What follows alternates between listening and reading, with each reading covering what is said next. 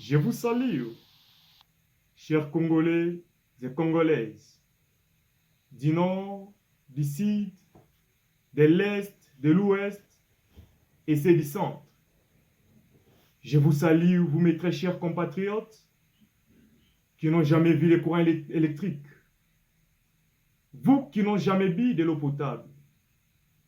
Je salue ces nouveaux-nés qui naissent à ce moment même dans des conditions tragiques par manque des infrastructures modernes.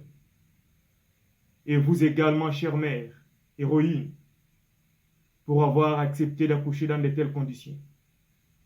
Je n'oublierai mes très chers confrères et sœurs de l'Est de la République démocratique du Congo qui sont en train de se groupir à ce moment même sous les bruits des crépitements des balles, tout cela par manque de bon leadership et de la bonne volonté politique dans les chefs de certains de nos dirigeants. Ce soir, nous sommes ici pour vous présenter une analyse politico-judiciaire sur les conflits qui est entre les ministres de la Justice et les conseils supérieurs de la magistrature. Naguère, nous avons été tous informés des incidents qui ont eu lieu au centre pénitentiaire de Makala. C'est ainsi que le ministre de la Justice a pris les mesures provisoires, notamment l'interdiction de nouveaux transfèrements à Makala. En prenant ces mesures, il estimait mettre fin à cette situation tragique.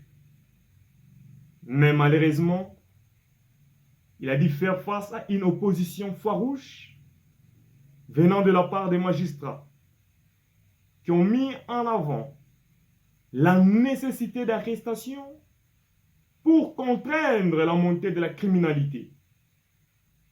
Et aussi, ils ont soulevé une hypothèse dans laquelle ils estiment que le ministre de la Justice usurpe de ses fonctions, mettant ainsi en évidence les divergences au sein de l'appareil judiciaire congolais.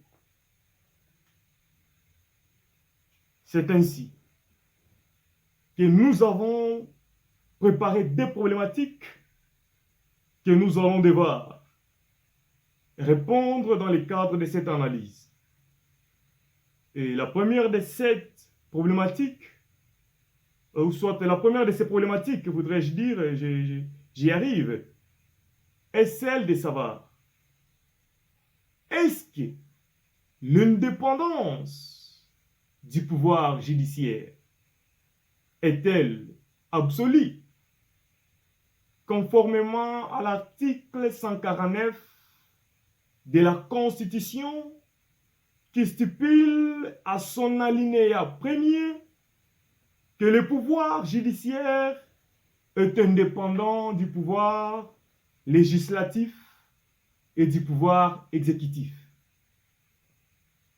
Et la deuxième de ces problématiques est celle de savoir quelles sont les responsabilités d'un ministre de la Justice au sein de l'appareil judiciaire en République démocratique du Congo. Pour certains d'entre nous qui ont eu quand même la chance de fréquenter l'école jusqu'à 5e et 6e des humanités, nous avons eu quand même avoir une notion bien que partielle sur la séparation des pouvoirs dans une république. Dans une république, nous avons trois pouvoirs. Les pouvoirs législatifs, les pouvoirs exécutifs et les pouvoirs judiciaires. Le pouvoir législatif est composé de deux chambres, notamment la chambre haute et la chambre basse, qui sont appelées dans un langage vulgaire les Sénats et le Parlement. Le Sénat est composé des sénateurs qui sont l'émanation des assemblées provinciales et l'Assemblée est composée des députés qui sont les élus du peuple. Ce pouvoir législatif a pour mission principale de légiférer les lois. Et le deuxième pouvoir, c'est le pouvoir exécutif, qui est appelé aussi dans un langage vulgaire le gouvernement. Le gouvernement est composé du Premier ministre, qui est le chef du gouvernement. Ce dernier travaille en symbiose avec ses ministres que lui-même a nommés.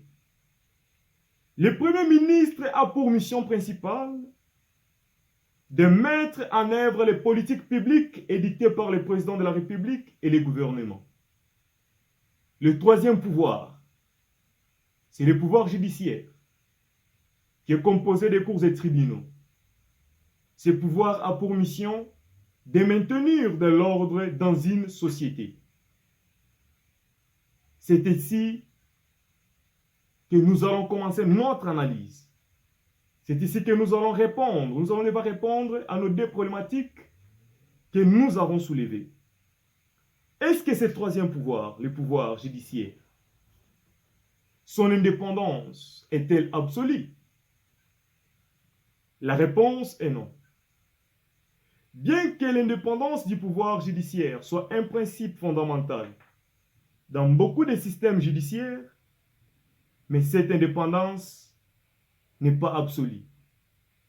Du fait que elle implique tout simplement que les juges doivent être libres de toute influence et pression extérieure dans l'exercice de leurs fonctions, que ce soit de la part du gouvernement, des partis politiques ou d'autres entités. Et cela inclut la protection des juges contre toutes sortes de licenciements arbitraires et ça garantit les conditions de travail adéquates. Cependant, il est prévu par la loi que les cours et tribunaux peuvent être soumis à un contrôle et aussi à des appels.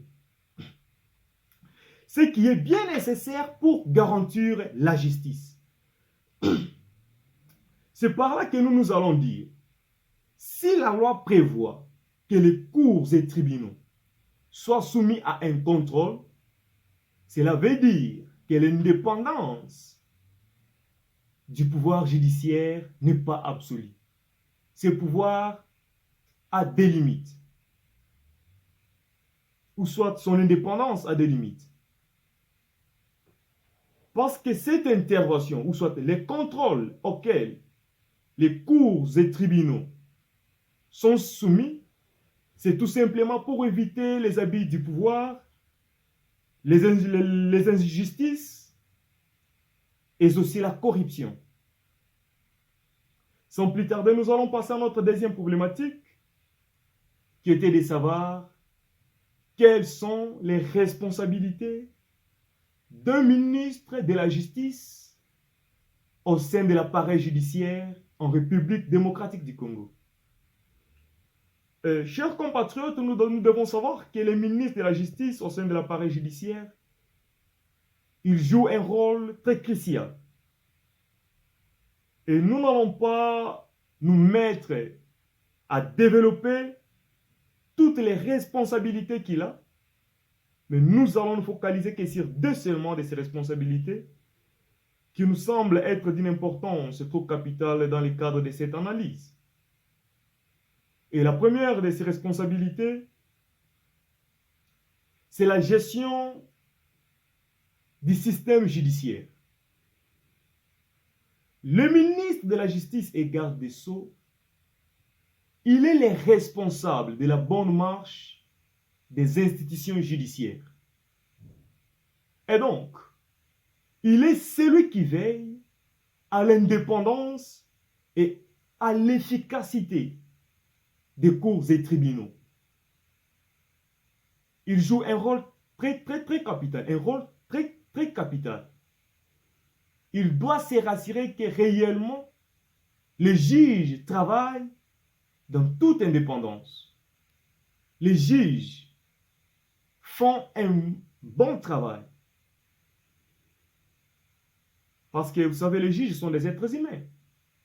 S'ils travaillaient dans toute liberté, il aura les habits du pouvoir. Ils seront intouchables. Ils seront des petits déserteurs. C'est ainsi qu'il faut qu'il y ait une personne pour se rassurer du bon fonctionnement des institutions judiciaires. C'est ça le plus grand des rôles que le ministre de la Justice joue dans le cadre de cette analyse. Je signale bien dans le cadre de cette analyse, parce qu'il joue plusieurs rôles. Et deuxième des responsabilités, c'est la gestion également des affaires pénitentiaires. Le ministre de la Justice veille aux conditions de détention. Il contrôle les institutions pénitentiaires, les infrastructures pénitentiaires. Il doit se rassurer